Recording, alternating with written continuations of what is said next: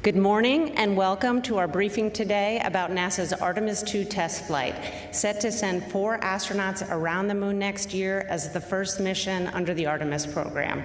I'm Rachel Kraft with NASA Communications. We have several key people here today at NASA's Johnson Space Center in Houston to share more details about the mission.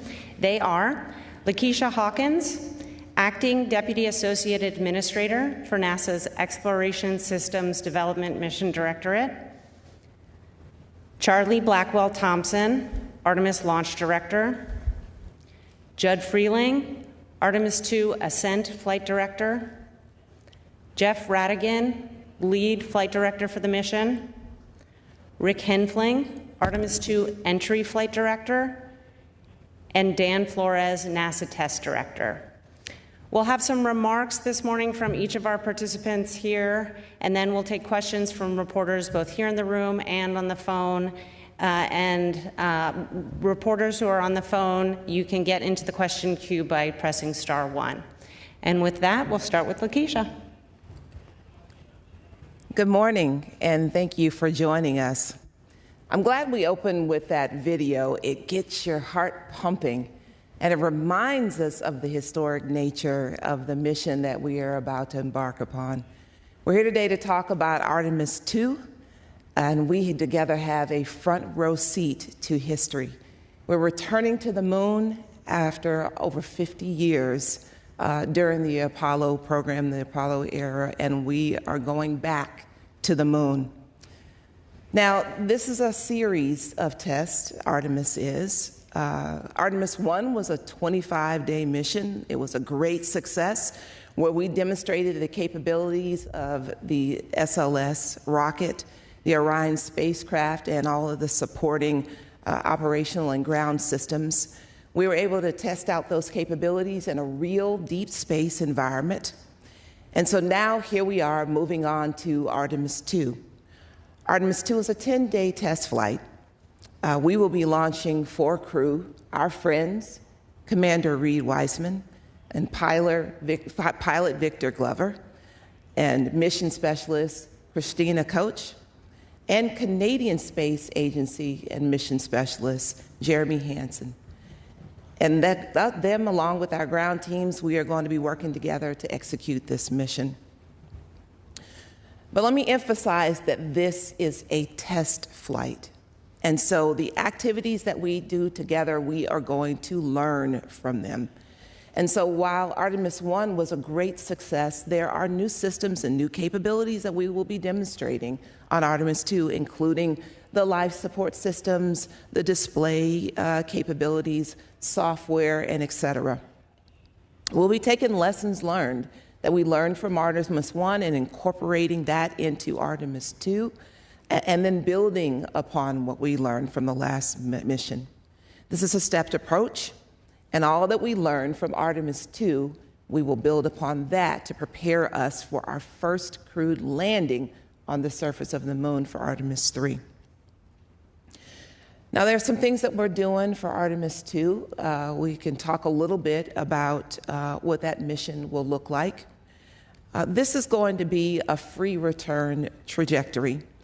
And what that means is a mitigation, we are going to essentially set the course when we do the translunar injection burn on day 2 to use physics, the Earth and moon gravity, to make sure that we can return the crew without having to make major course corrections, propulsion burns. This is something that we've experienced before. If you recall in your history, we did that on Apollo 8 and Apollo 13. And so when you look at this map, we go from launch, and then the boosters, of course, which provide about 75% of the thrust that we need in order to be able to get the spacecraft aloft. Once we do that, and of course the RS-25 engines burn, then we're going to jettison the boosters, as well as the launch abort systems. Once we get through main engine cutoff, then we're going to do an apogee raise burn and a perigee raise maneuver and a perigee raise burn. And then we're going to demonstrate a rendezvous proximity operations demonstration, and I think my colleagues are going to talk a little bit about that. That's going to be critical to ensure that we can control two bodies in close proximity to one another as we prepare to do something similar on Artemis II when we get ready to move the crew from the SLS Orion into our landing system in preparation for landing. And then after we dispose of the upper stage, the ICPS, we're going to do some checkouts of some of our life support systems in HEO, or high Earth orbit. And then we commit to translunar injection. We then make our path out to the moon, around the moon, and then a return back home. Once we get to the entry interface, once we hit the atmosphere, then all that's left to do is splash down and to safely recover our crew. Our job is not only to launch this crew, but to make sure that we return our friends home safely. So there's a couple other things I want to talk about. I'd like to talk about the mission management team. The mission management team will be activated about 2 days before the launch. Now, the mission management team is responsible for the overall risk management and critical decisions at key points during the mission. And that team is going to be made up of senior leaders and technical experts who understand the risk that we have been mitigating and thinking through, and some accepting as we lead up to the mission, and then be able to support that and lead that during the mission. But the real-time decision-making, a lot of that will be handled by my launch and flight and return recovery colleagues sitting next to me, and they'll be talking a little bit more about their jobs during this mission. We'll start at Kennedy Space Center, and then we will transition here to Johnson Space Center after the proximity operations demonstration on launch day 1. And then from then on, we'll meet daily, or they'll meet daily until the crew is safely returned. And so one more question that I often get asked is, when will we actually launch? The agency has made a commitment to launch no later than April of 26, and we intend to keep that commitment. We're also, though, working to accelerate as much as we can in terms of the preparations and the operations preparation to potentially as early as February. But we want to emphasize that safety is our top priority. And so as we work through these operational preparations, as we finish stacking the rocket, we're continuing to assess to make sure that we do things in a safe way.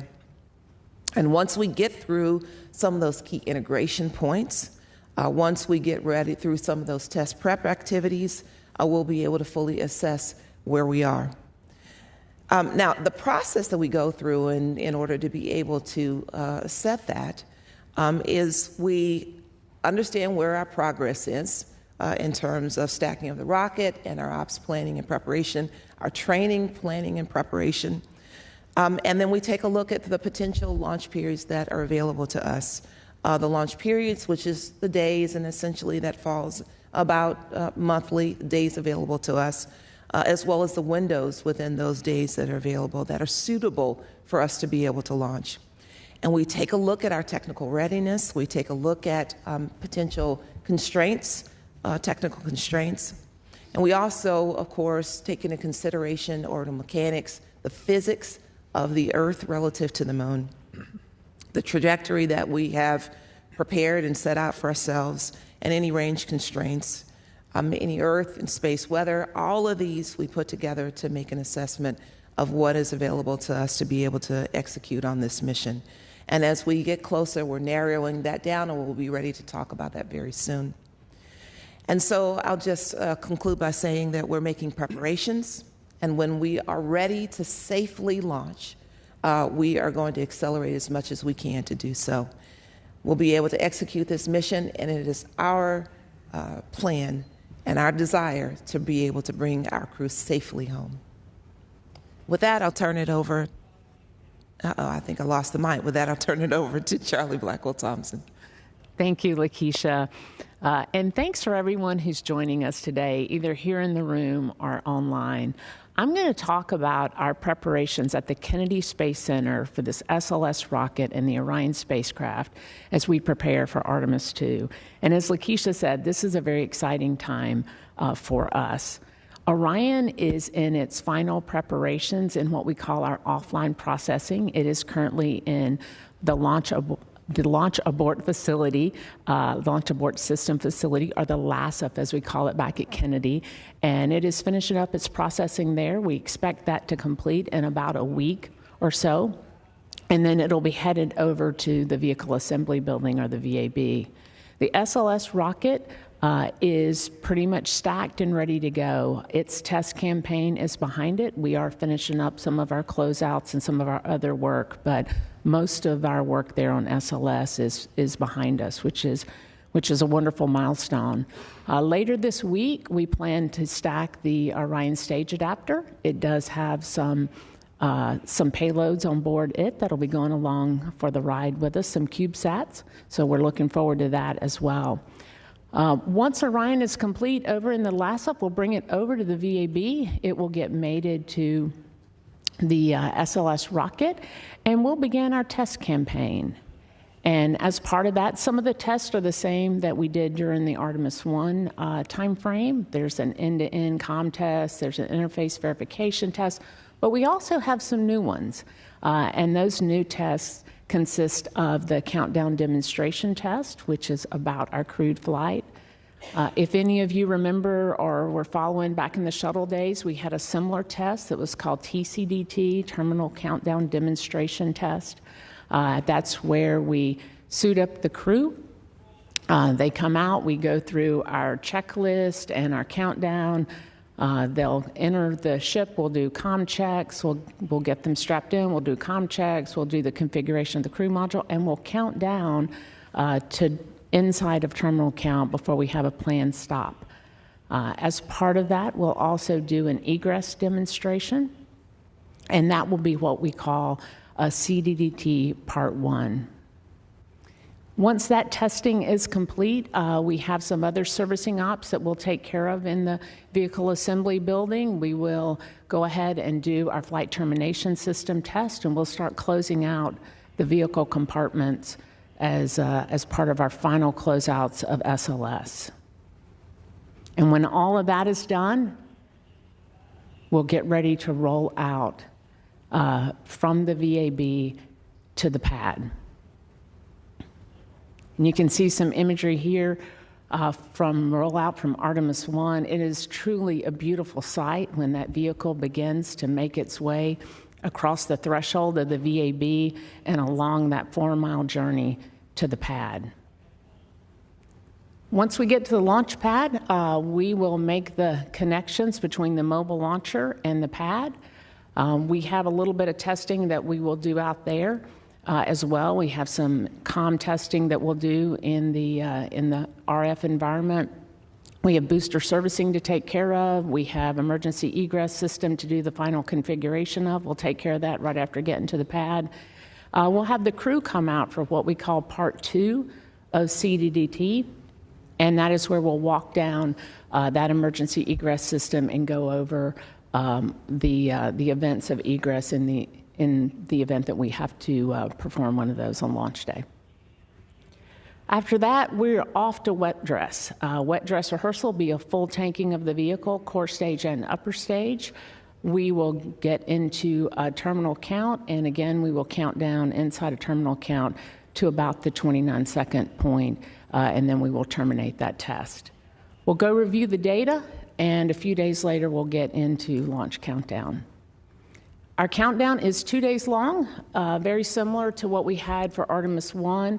We do have a couple of changes, though, because we have a crew this time around. So after tanking, we have a new built-in hold that we will use just prior to sending the crew to the pad. We will send them out, get them strapped in, again, comm checks, and get the crew module configured, and we'll count down to our final planned hold point, which is at T-minus 10 minutes. Very similar to what we did during Artemis I, we'll do our final readiness checks, make sure all of the work is complete, that we are tracking no constraints. And at that time, we will give the go to pick up the count at T-minus 10 minutes, which again is our last planned hold point, and we'll count down through terminal count. The launch abort system, or the LASS, will become available to us at 5 minutes 25 seconds. And then we'll count down through our terminal count. Again, we'll be terminating the propellant to the vehicle, pressurizing flight tanks, transitioning from ground power over to onboard power, and then transitioning the software from the ground over to the flight. And we'll get down into that inside of 31 seconds, and we'll count down. We'll get the GLS's go for core stage engine start right around 10 seconds, just like Artemis I. We'll begin that stagger start of the engines, and then we'll have booster ignition and liftoff. And at that point in time, our launch control team will hand over control of the vehicle to the flight control team. And just like that, I'm going to do it here today as I hand off to Judd Frieling, our Ascent Flight Director. Thanks, Charlie. So, of course, we at the Mission Control Center will be following along the pre-launch with Charlie through the RF link of the Kennedy Uplink ground station. And we can probably still start the video. I got an animation to show you what it's going to look like when we lift off. So that 8.8 million pounds of thrust is going to start to propel the crew upwards towards our mission objective. There you can see. We'll clear the tower probably about 10 seconds after liftoff, and then we'll start a roll maneuver that will get the crew's heads down position, and then pitch down so that we can start developing some horizontal velocity. And you can see from this shot gives you a good wide angle from what that trajectory is going to look like. So about a minute in, or we get to our supersonic, so Mach 1. A little shortly after, we get to our max Q. There at about 150,000 feet, the solid rocket boosters separate from the stack. We continue on upwards. Then about a little over 3 minutes, the SM panels jettison, revealing the solar arrays. And then about 6 seconds later, the last jettisons. That's the launch abort system. So we continue on past, get to a MECO, so main engine cutoff, and the core stage separates from the upper stage and the Orion space capsule. There you see a good shot from inside the core stage. By that time at MECO, we're at a 15 by 1,200 nautical mile orbit. With just the upper stage in Orion, we will do a few maneuvers, including extending the nozzle on RL-10 engine, as well as you can see the solar arrays deploying at that point. That's about 20 minutes into the mission. We'll continue on past that, and as we're doing those activities, Christine and Jeremy will be getting out of their, they're setting up the toilet and the water dispenser. As well as the last shot you saw there was doing the upper stage perigee raise maneuver. That'll get us to a 100 by 1,200 nautical mile orbit, after which we'll be in a safe orbit. This chart shows you, we're now on the right side of that chart a little bit. After that perigee raise maneuver, Christine and Jeremy will be getting out of their orange survival suits, and then we'll be doing several activities up until the apogee raise maneuver. And so the apogee raise maneuver is also performed by the upper stage. That'll get us to a 0 by 38,000 nautical mile orbit. That'll set us up for our ProxOps demonstration. At that time, after ARB, Victor and Reed will be getting out of their orange survival suits, and Christine and Jeremy will be setting up the camera for the ProxOps demonstration, so they have a good view out the docking hatch. At that time, we will then separate the ICPS from the Orion spacecraft, and that's when I hand over to our lead flight director, Jeff Radigan, for him to do the ProxOps demonstration. So, Jeff? All right. Thanks, Judd. So let's see, at this point in the mission, the crew and the Orion spacecraft are in a high Earth orbit. They're in a 24-hour orbit. It'll take them, again, 24 hours to come back around and get ready for TLI. And so we're going to spend that 24 hours checking out the Orion spacecraft, ensuring that everything is ready to go before we actually take the crew to the moon. And the first thing we're going to do there is, as was mentioned, is this ProxOps demo, where we're going to take Orion and we're going to have Reed and Victor fly it and approach the ICPS. We're going to do that in a way that checks out the handling qualities of the Orion spacecraft. Let's see if we could cue the video, please. We've got a nice animation that'll show you exactly what we're going to do there. So we'll separate from the ICPS, and the Orion spacecraft will then flip around and go nose on to ICPS, which is where our camera is for docking. And the crew will use that camera to then do a series of maneuvers to ensure that all of our ground models, all of the preparations that we've done prior to flight actually match what is going on with the spacecraft. And so they'll do a series of turns, a series of approaches and departures in order to ensure that the manual control of the vehicle is what we were expecting it to be. Of course, on Artemis I, we did test the automated control of the vehicle, and that was very successful. This is an opportunity for us to test the crewed control and a way for us to check that out in preparation for future Artemis missions. After the crew does their checkouts there, then they'll set for the departure burn, our USS-2, our separation burn from ICPS, and of course we'll send it on its way, having done its job, and then the Orion will continue on to do a perigee raise burn that will allow us to raise our perigee off the Earth and to set up for TLI. As we check out our ECLIS systems and ensure that everything is working there, the crew then has a good night's sleep that is interrupted by that perigee raise burn. It's actually right in the middle of the night. Unfortunately, physics cannot be defied. We have to put the burns where they're necessary for the trajectory. So the crew will get a short nap, they'll get up, they'll do the burn, and then they'll go back to sleep again in preparation for TLI on the next day. Orion will come back down from the high Earth orbit to approximately 100 nautical miles off the surface of the Earth and perform TLI, sending the crew on the way to the moon. That's going to be a very exciting day. I have to admit, I'm very much looking forward to the day where we send a crew back to the moon for the first time in a long time. On the way to the moon, the crew will complete a series of checkouts of the Orion spacecraft. We again want to ensure that all of our systems are working successfully, and then we have a number of test objectives, as was mentioned. It's a test flight, so we're gonna put the vehicle through its paces and check all the systems, ensuring that everything is ready to go. And then all of those checkouts will be interrupted by a lunar flyby, and it'll be very enjoyable for us to watch the crew and enjoyable for them to watch as they fly past the moon. It's going to look a little different than previous flybys, and here we've got the video going of what it's going to look like to the crew. They're going at least 5,000 nautical miles past the moon, which is much higher than previous missions have gone. And so the moon's going to look a little bit smaller.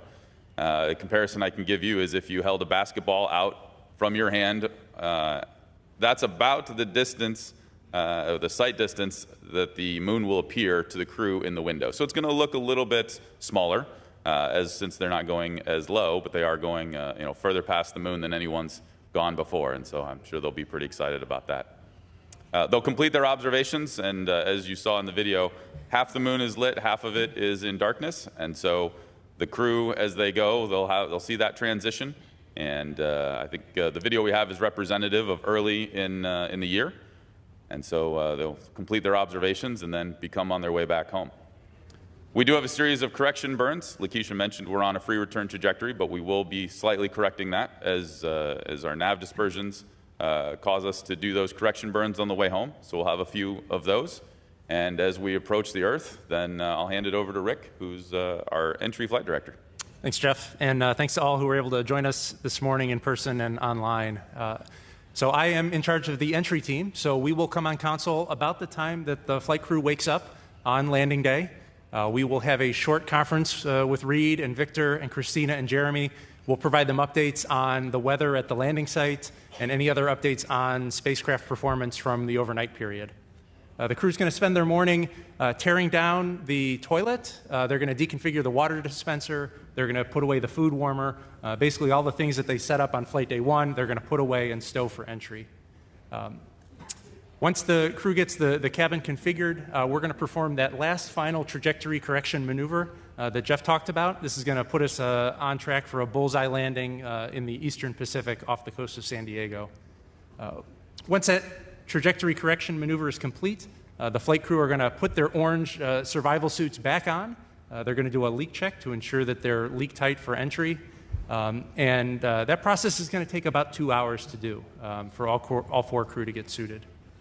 In the meantime, while the flight crew are donning their suits, the ground team is going to be doing some final spacecraft configurations like configuring the backup flight software to perform an entry in the event of a failure of the primary flight computers. Once we get to about an hour from entry interface, that's when the pace of activity is really going to pick up. The first major activity is we're going to hand down from the Deep Space Communications Network to the Tracking and Data Relay Satellite System Network. This is the first time we'll be back on TDRS since just before the translunar injection burn. So the comm system will get reconfigured about 38 minutes prior to entry interface, at which point we'll perform a comm check, and then we will start configuring the service module for disposal. We're going to position the solar arrays in a position that's favorable for separation. We're going to perform a test firing of the crew module thrusters to ensure they're warmed up for entry. And then we're going to get into the proper attitude for service module separation. Separation will occur about 20 minutes before entry interface. And the next step will be then to maneuver the crew module into the entry interface attitude. This is to get the heat shield facing forward to take the brunt of the heat that's going to be generated on entry. Just before entry interface, we're going to perform a firing of those crew module thrusters. We're going to do a burn called the raise burn. This is going to sweeten up our entry flight path angle to ensure, again, that we get that bullseye landing off the coast of San Diego.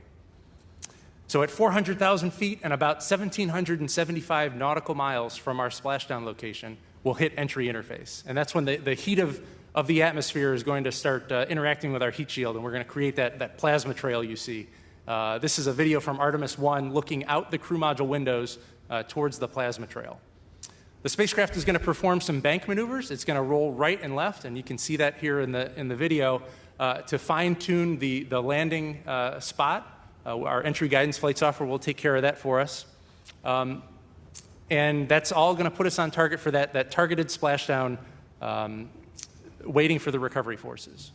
Once we get to about 325 miles per hour and about 24,000 feet altitude, we're going to start deploying some of our parachutes. We'll have 2 drogue parachutes that deploy, and then they'll bring us down to about a speed of around 115 miles per hour, at which point our 3 orange main parachutes will deploy. And that's going to bring the flight crew down to the safe splashdown velocity of 15 miles per hour. And that will be in a location right near where the recovery forces are waiting to extract the flight crew from the spacecraft.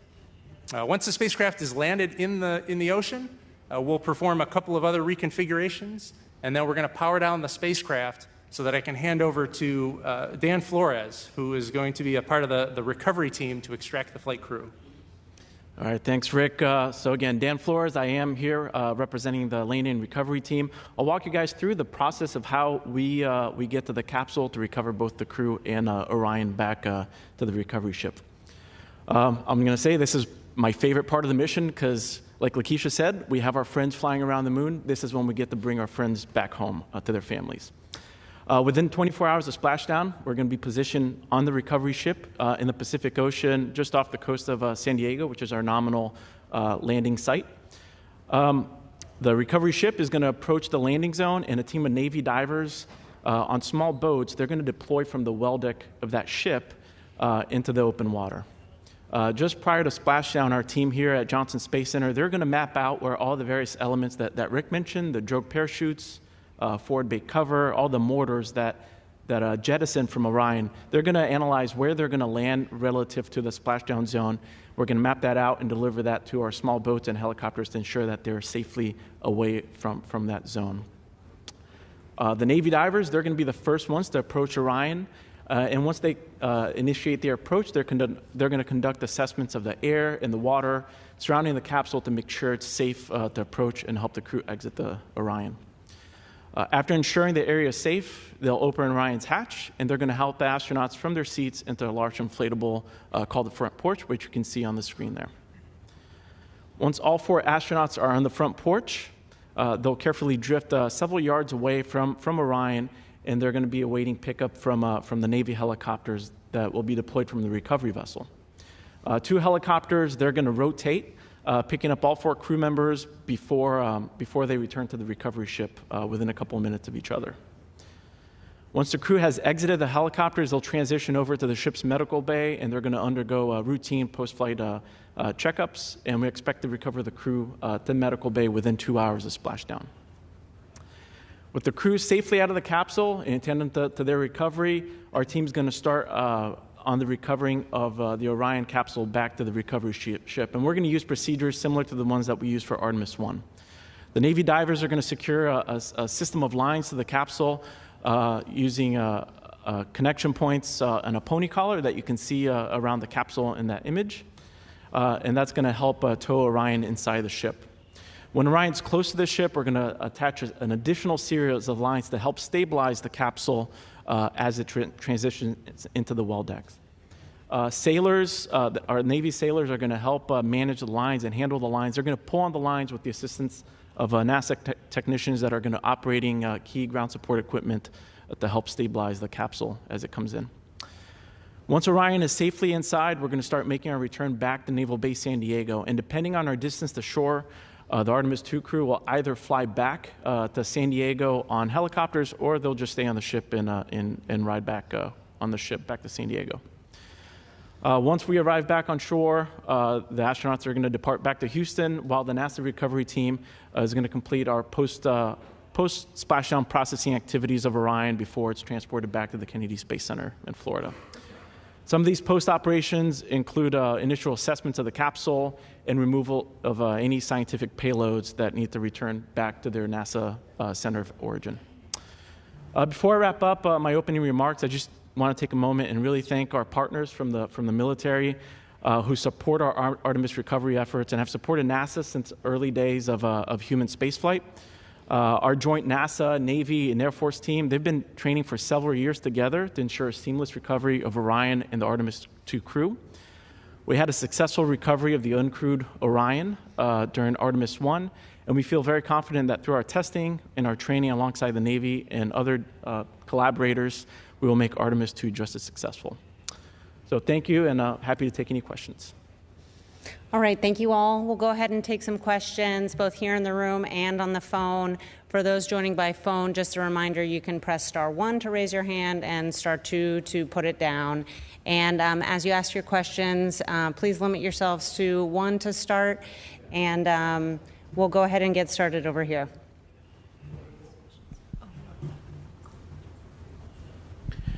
Thank you very much, Tarek Malik with Space.com. I think for Lakiesha or for Charlie, just about that opening of the window for Artemis II as early February. I'm very curious, like, what is that earliest date that you could be looking at in February, and what is the number of days per month that you're looking at to kind of have that time period in which to fly? Thanks.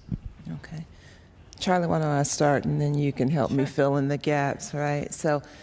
So right now, that window could open as early as the 5th of February, depending on how we progress.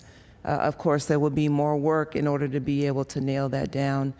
In terms of launch periods, generally those windows go anywhere, our periods range anywhere from 4 to about 8 days in each month. And so as we get closer, we'll be able to more clearly communicate what those periods could be. Anything you want to add, Charlie? No, I think you covered it. Okay, thank you. So I think this is for Jeff. Approximately how much time around sort of closest approach to the moon is that period that the crew is going to be doing that? I mean, about how much time is that? Thanks. So, yeah, and it's really, I would say, we think of it as a full day of science as the crew approaches, right?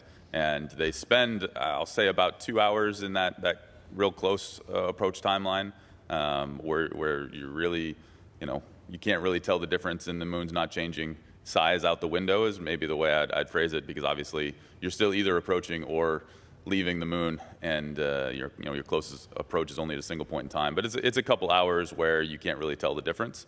On the other hand, we're spending most of that day doing science as we approach the moon, and then as we leave it as well. And so really we're dedicating a full day of this mission to observing the moon and doing the lunar science that we can on Artemis II. Hey, Bill Harwood, CBS. I think this is for Jeff. Can you go over with us I know you're on a free return trajectory, obviously, but if you have a major problem with the TLI burn, like either the command module engine doesn't fire, it underspeeds, what sort of abort options are there once you get to that point in the mission, and how do you get back if you don't get a full duration burn, that sort of thing? Thanks.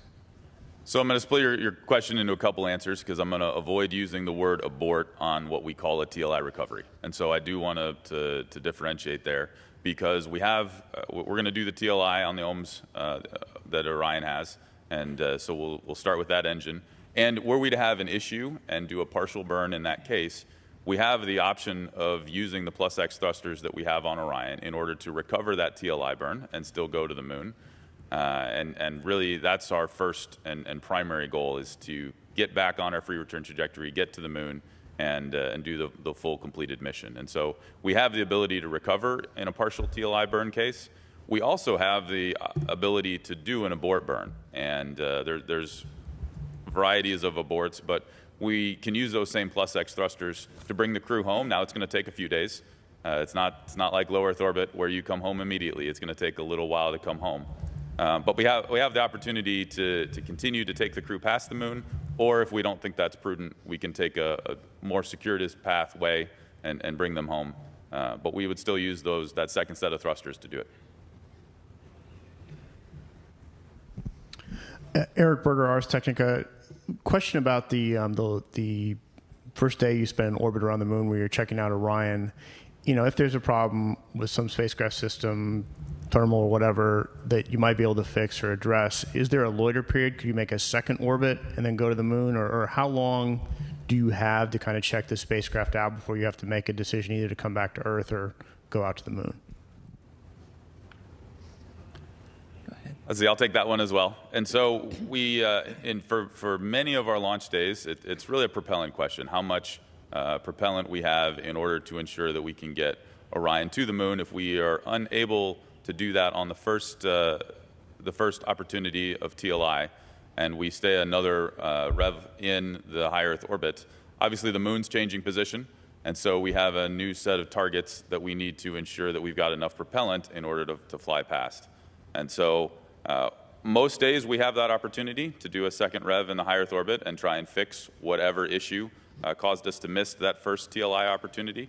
And of course, that's our preference, right? We want to solve whatever problem we run into, and then we want to take the crew to the moon.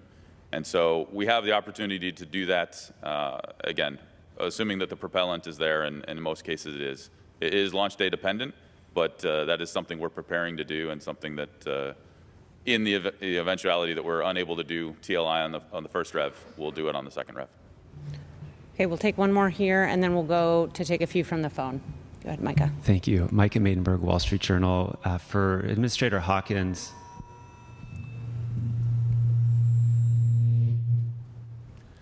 sorry. Okay.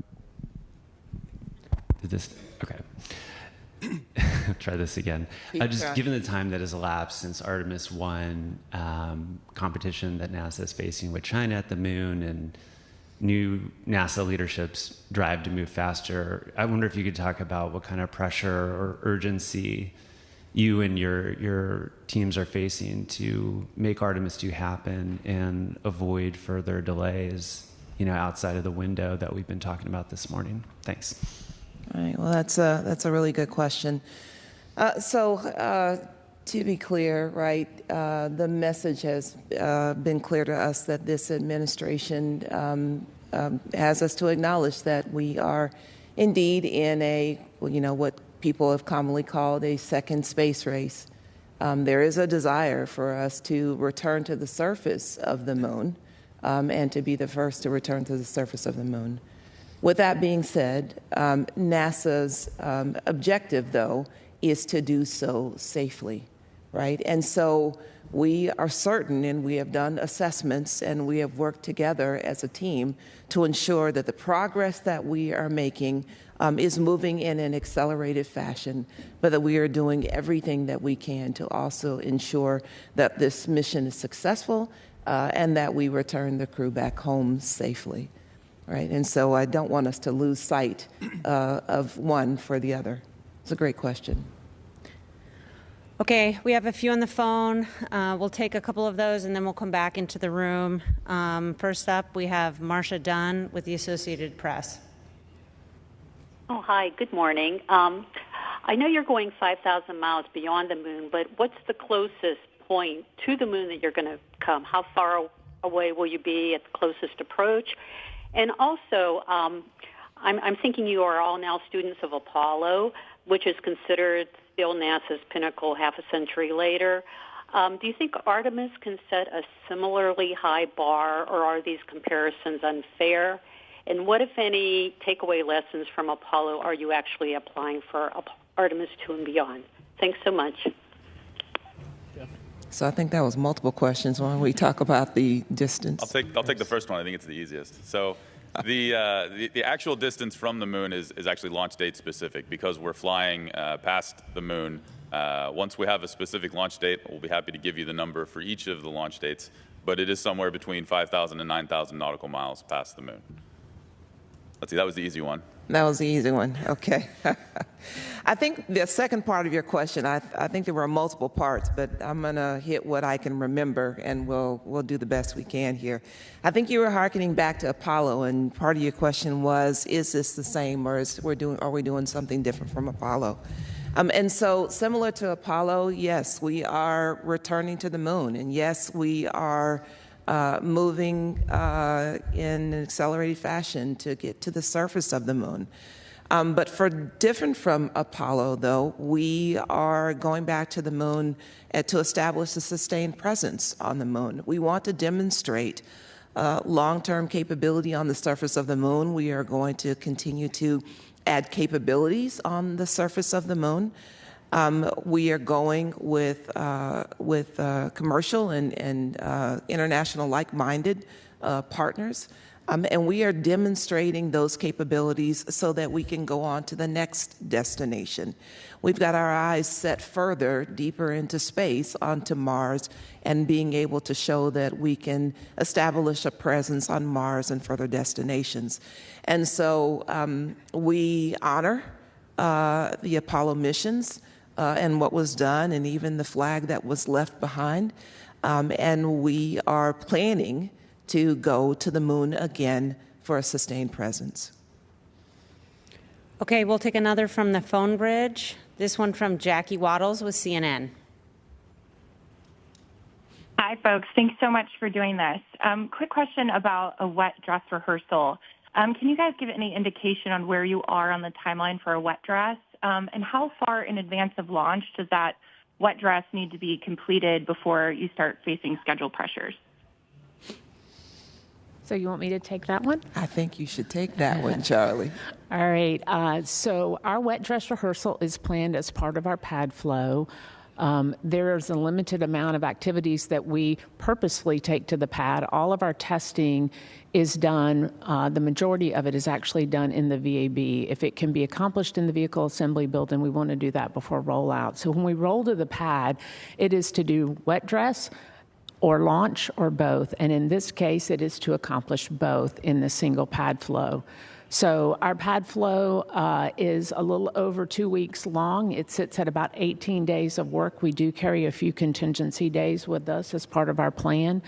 And our wet dress happens toward the end of that flow. So the plan for wet dress is very similar to what we did for Artemis I. Of course, this time a little bit different because we have Orion that is up on top. And while it is not cryogenically fueled in any way. That is the rocket down below.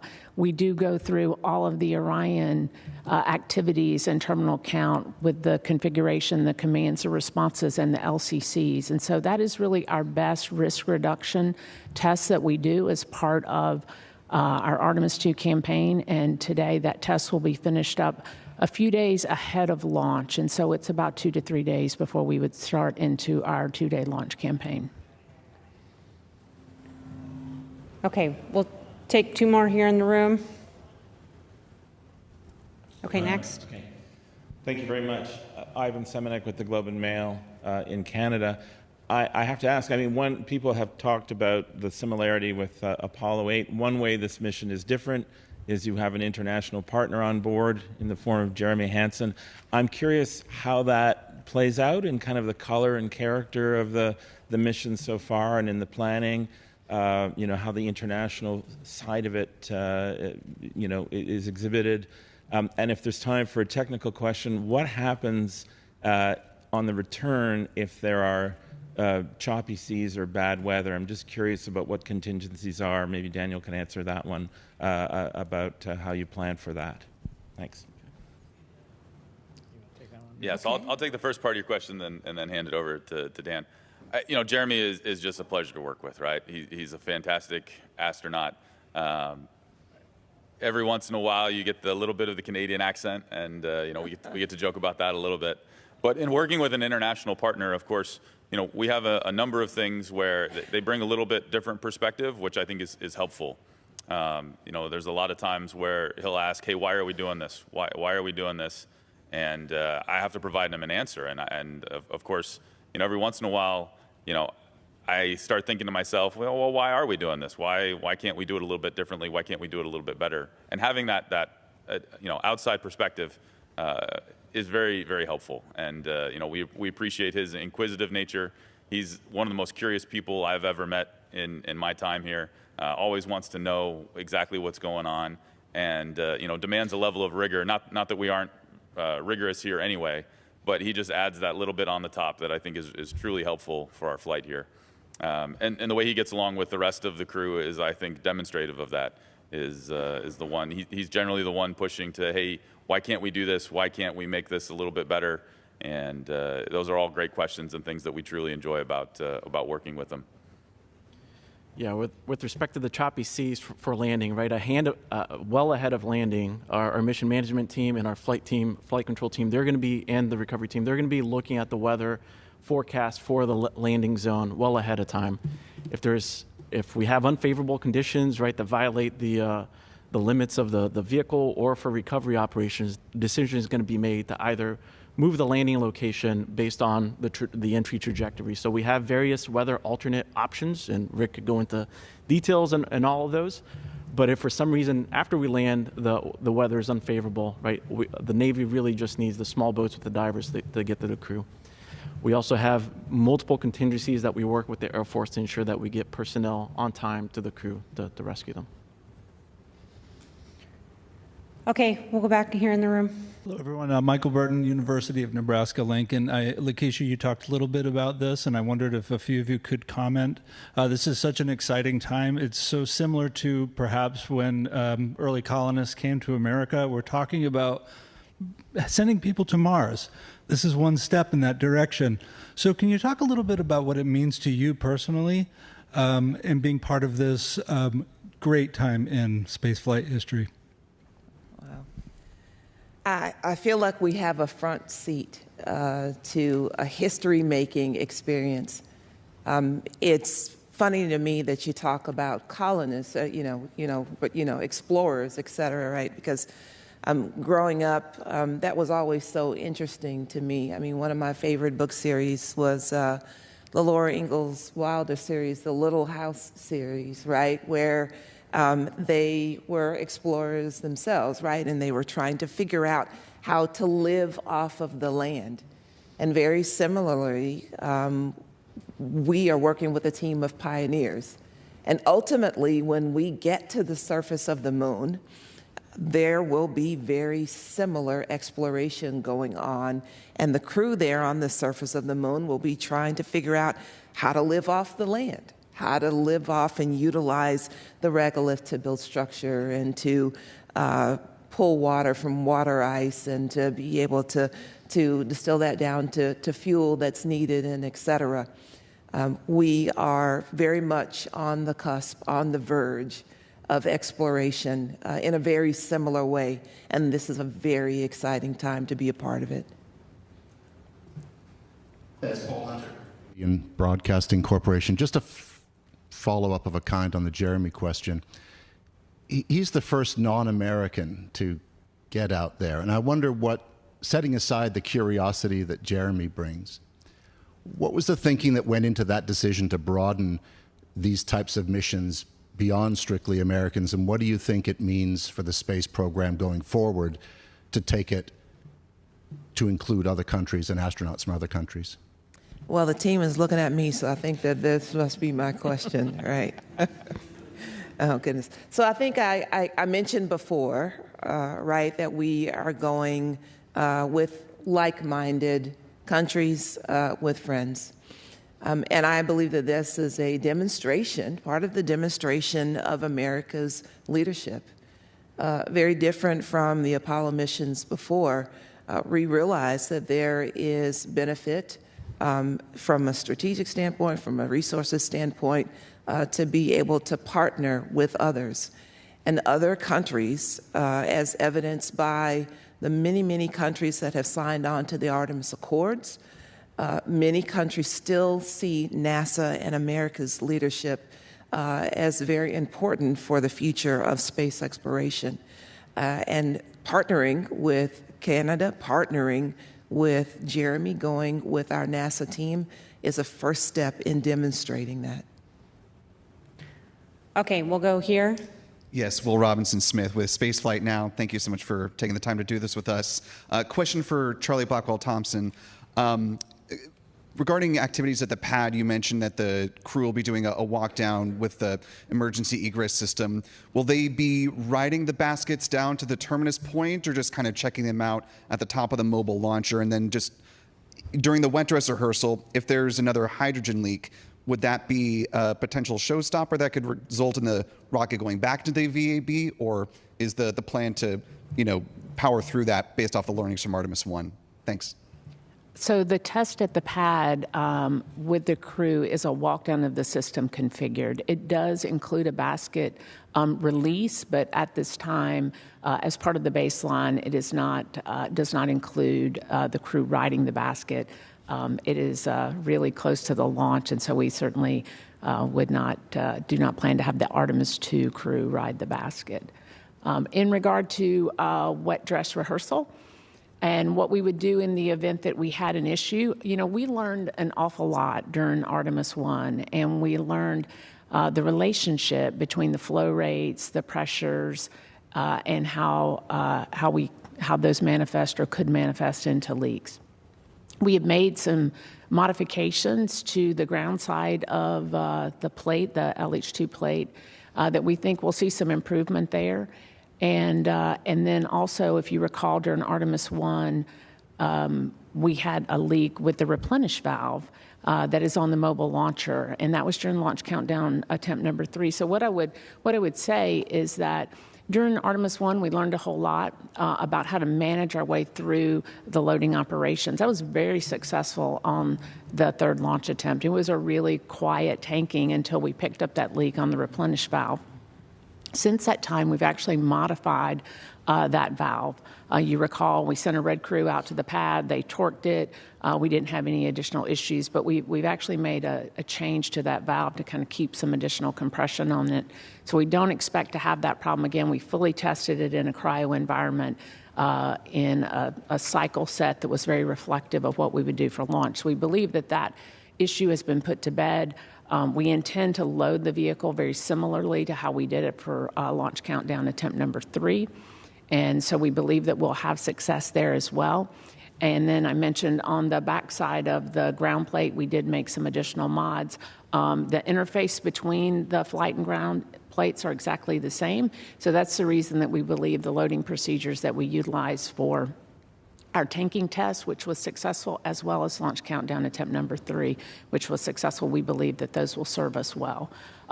In the event that we had something that needed to be repaired, it would really depend on what that repair was. You may recall that we ended up changing a seal out at the pad, and we were able to remain at the pad and get that work done. So really would depend on what the problem was.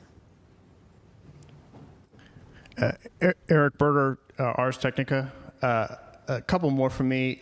If you do launch on the 5th, is that a night launch, I think? Do you have a time or a window for that day? And then if there's a government shutdown at the end of the month, does the launch slip day for day, essentially? Charlie, why don't you take the first part, and then I'll follow up with you. Yep. I certainly can take the first part. So most of our launch attempts in that February window are in the evening. Yes. And to the second part of your question, in the past we have typically been able to prepare for and work with leadership to be able to request and gain exceptions to be able to continue very safety critical activities in the event of a shutdown.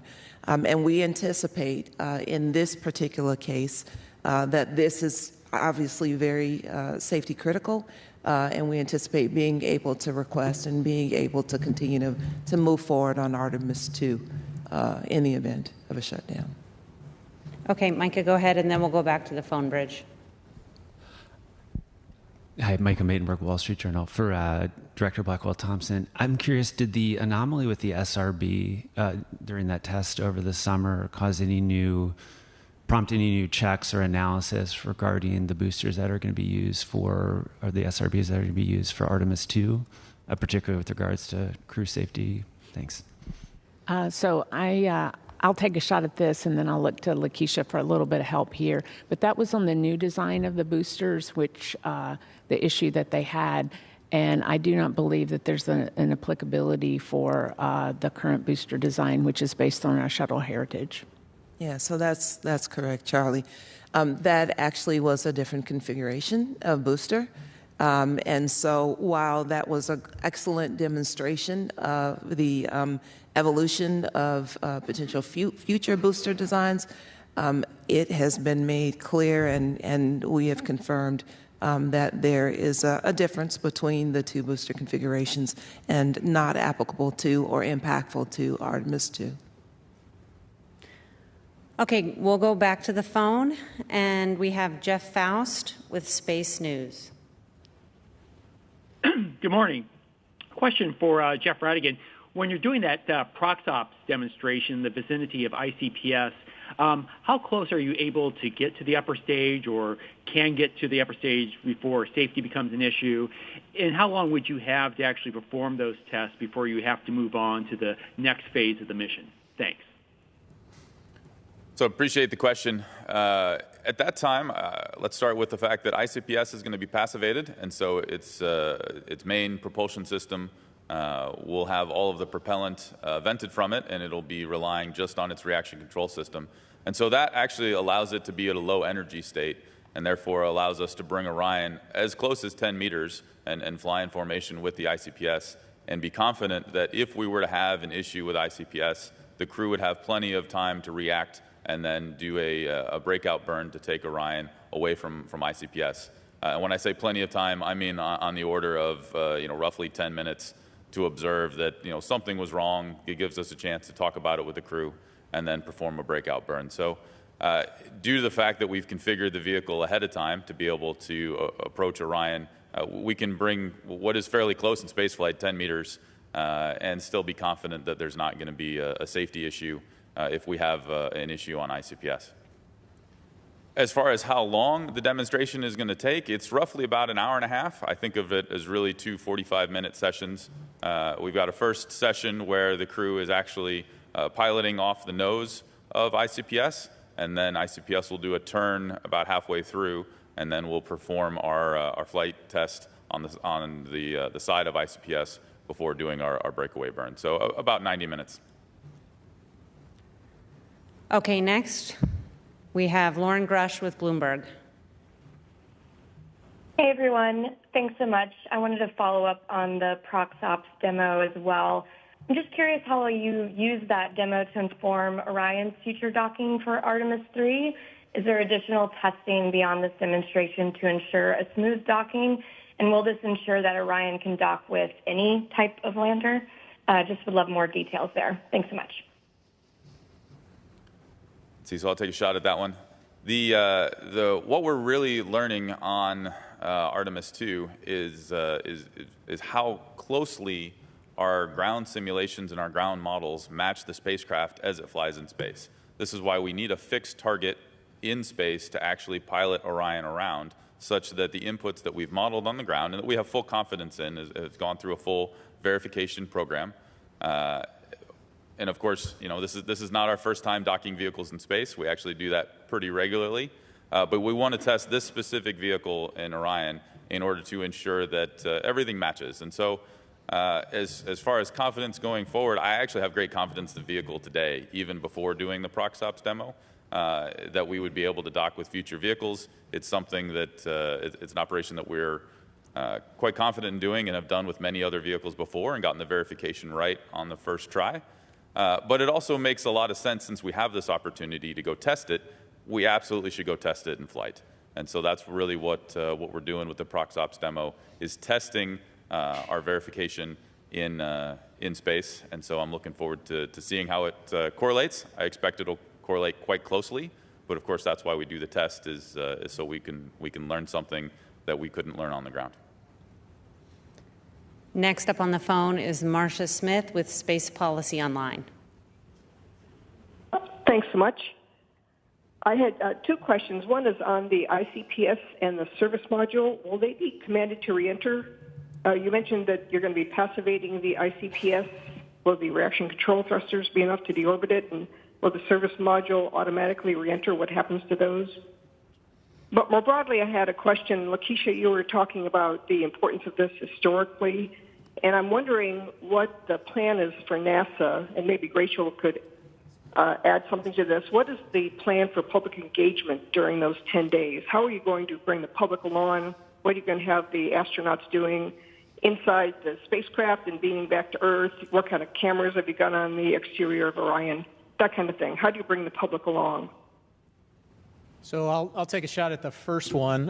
So the ICPS itself, recall the ARB, apogee raise burn, puts us in a 0 by 38,000 nautical mile orbit. I mean, that 0 means if we did nothing else, it's going to impact the Earth. And so after the ProxOps demo, Jeff and his team will perform the perigee raise maneuver for the Orion spacecraft, but the ICPS will continue down to that 0 perigee, and still has reaction control jets to basically target the correct part in the ocean for disposal. As far as the service module, that's really on Rick's shift, but I can answer that one too. After they separate from the CM from the SM disposes in the Pacific, behind the CM. So. And then the public, I think that's probably yours, okay. Lakiesha. Yeah, so I'll talk a little bit. You refer to the historic nature of this mission. It is fully our intention to turn us into somewhat of the Artemis generation, just as the Apollo generation had the mission and the astronauts and the work that was going on the names of every American and people around the world. And so to that end, there is an expectation, and I'll get my friends to talk a little bit about the comm capabilities in order to be able to understand directly what's going on with the crew and the mission. But there is an expectation that daily we will be able to have press briefings, we will be able to talk about the progress of the crew, how they're progressing, how they're doing, so that we can bring the public along with us and that we can all have some ownership in this mission. Jeff and Judd, if you could talk a little bit specifically about the comm capabilities so that we can know what's going on every day. So as we fly further from Earth, of course, Judd mentioned we'll be on the various different communication systems. When we're on the TDRS system, the Tracking and Data Relay Satellite System, we have a much higher bandwidth, and so I expect the high-definition videos that you guys are expecting from us that you see all the time on space station, and we'll be able to have that capability.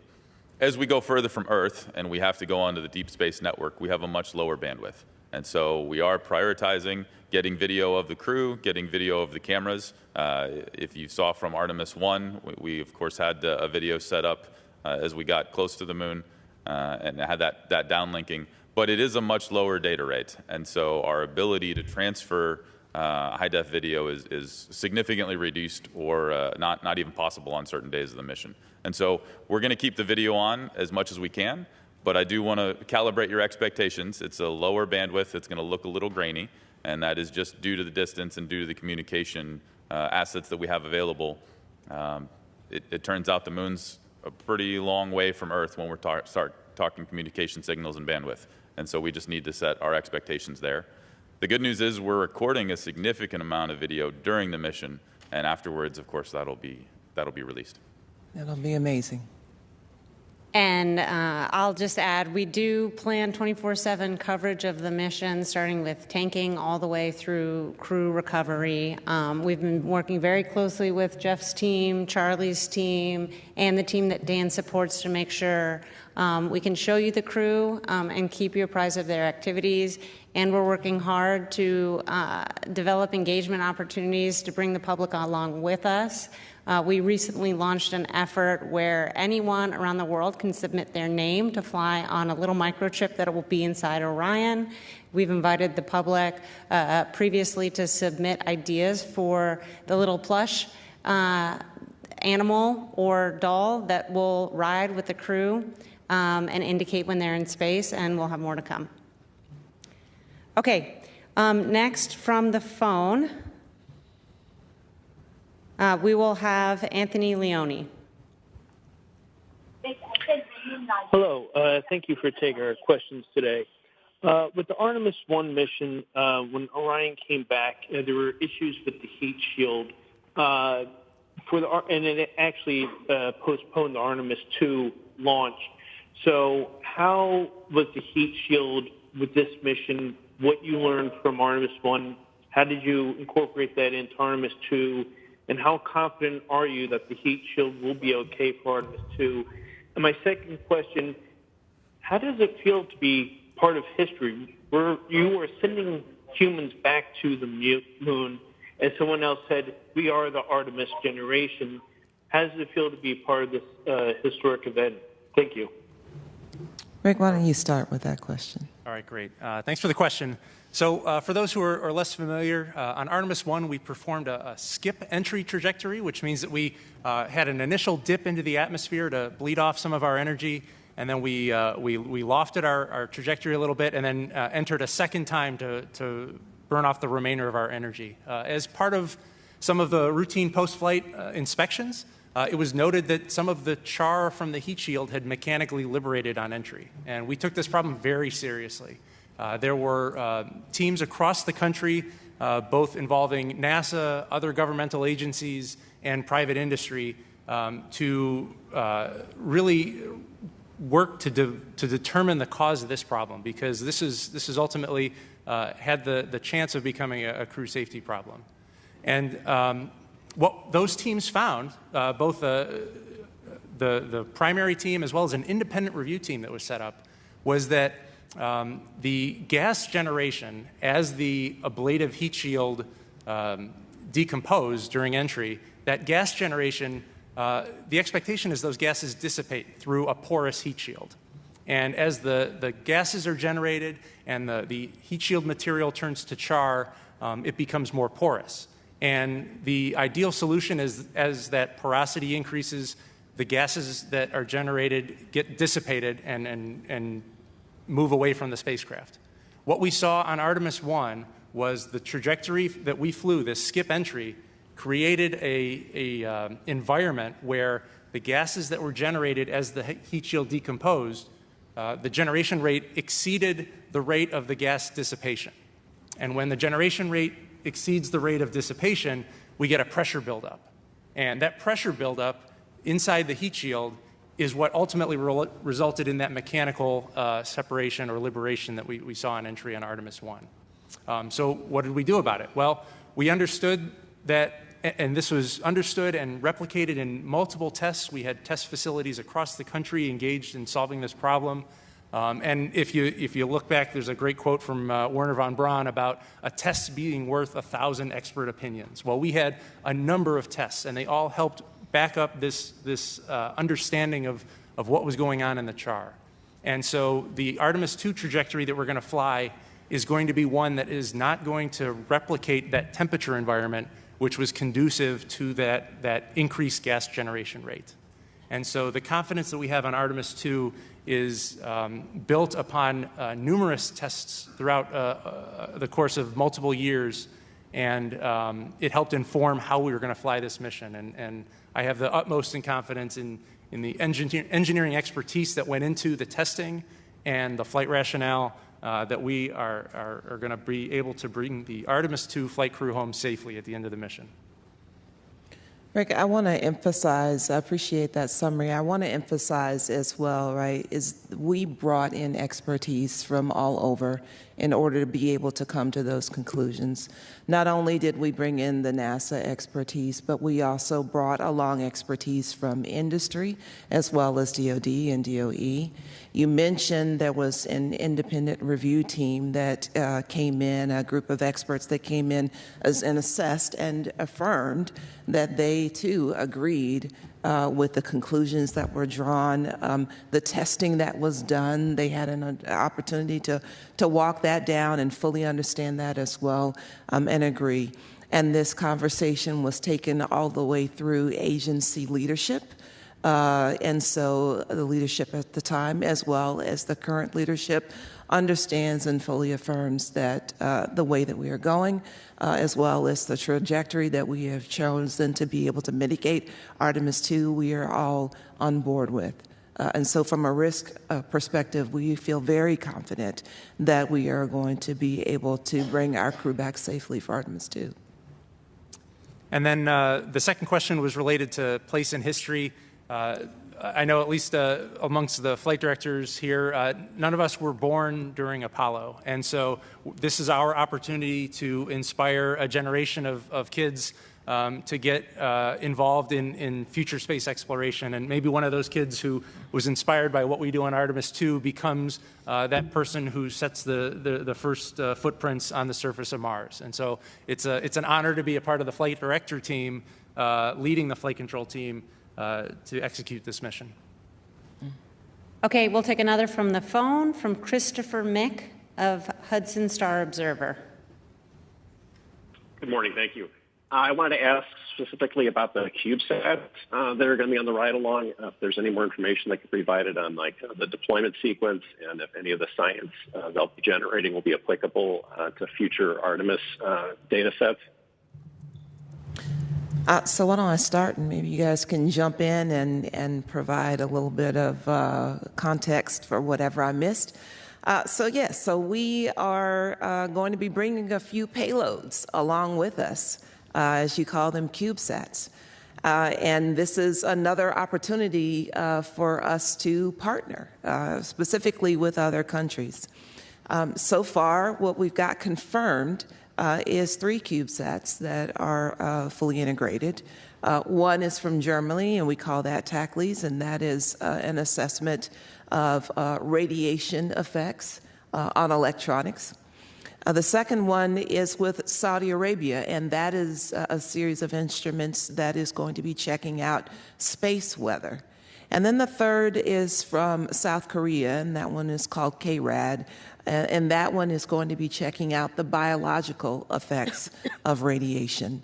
And once deployed, those instruments will be able to go off and independently assess all of their test and science objectives. Anything you guys want to add to that? Let's see, Lakiesha, I'll just mention that as far as deployment, that occurs after the ProxOps demo and after Orion has done a separation burn from ICPS. One of the last things ICPS does is activate the launcher and put the CubeSats out prior to it finalizing its disposal trajectory. Okay, we'll take a few more here in the room, and then we'll wrap up. Hi, Philip Sloss again. I think this is for Judd. Could you talk a little bit about the launch abort modes and maybe some of the calls that we might hear from the Capcom and the crew during the launch? Thanks. Yeah, sure. So we have continuous launch abort capability throughout the window. We also have single engine capability. So those are two a little bit closely rated but different concepts. So right off the pad, we have a single engine capability that takes us all the way to the Pacific Ocean if we get a single RS-25 engine failed off the pad. That mode that we would abort in if we had an additional failure, so something that was emergent during that time, is the last abort mode 1. So that we have that abort mode all the way up until the last jettison, which is about a little over 3 minutes. The single engine out capability also, let's see, at about 23 seconds or so, we gain a higher energy alternate mission. So if we had a single engine out after that 23 seconds, we could make a mission to low Earth orbit. We would lose the lunar mission, but we'd still make a mission and be able to check out all of the life support systems in a low Earth orbit. Our next major milestone would be another 3-engine press call, so that's about 5 minutes, 5:15-ish or so, whereby if we lost RS-25 engine after that time, we could make full nominal mission. During the time between last jettison and we'll call it about 7 minutes and 30 seconds, we have what's called a Mode 2 or untargeted abort splashdown capability, whereas we would land in the Atlantic Ocean.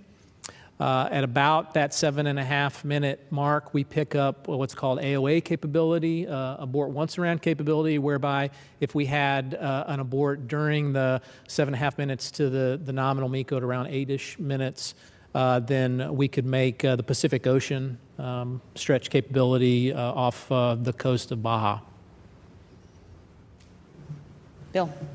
Bill again for Rick. You talked about the environmental change for entry, but how is that done? I mean, I've heard it's still described as a skip entry, just not the same sort of skip entry, but I've also heard people say it's not a skip entry technically anymore. So can you straighten up exactly how the thing comes in to make you comfortable with the heat shield?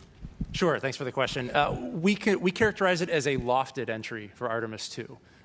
So what was done to redesign the trajectory for Artemis II, we moved our target line closer to San Diego. So in my opening remarks, I had talked about how entry interface is going to start at 400,000 feet altitude and 1,775 nautical miles away from our landing site. By redesigning that target line, we shortened our entry range, which changes the temperature profile that the heat shield acreage material is going to see.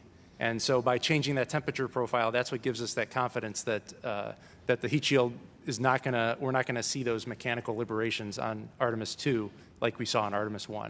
Yeah, we don't go as high on that skip. It'll just be a little bit of a loft. Okay. It's Paul Hunter again from CBC News. At the end of the day, what is the ultimate singular measure of success for Artemis II? You want me to start? I'll take that one. I think you should. You know, when we look at what a successful Artemis II mission is, taking our crew back to the moon and bringing them home safely and paving the way for the next Artemis mission is really what we define to be a fully successful mission. And are there other things that we're going to do during Artemis II? Absolutely. We're going to go test the life support system in a high Earth orbit. We're going to test the handling qualities of Orion. We're going to go perform a test flight. A test flight doesn't have one singular objective. It's got many of them. But in order for, at least me personally, to call this mission fully successful, we need to go fly by the moon and bring the crew home safely and welcome them back with open arms. Okay, I think that's a great way to end. We're going to go ahead and wrap up today. Thank you for joining us. You can tune in shortly at 11 a.m. Central Time this morning to hear more about the science and technology aboard Artemis II, and you can follow our progress at nasa.gov.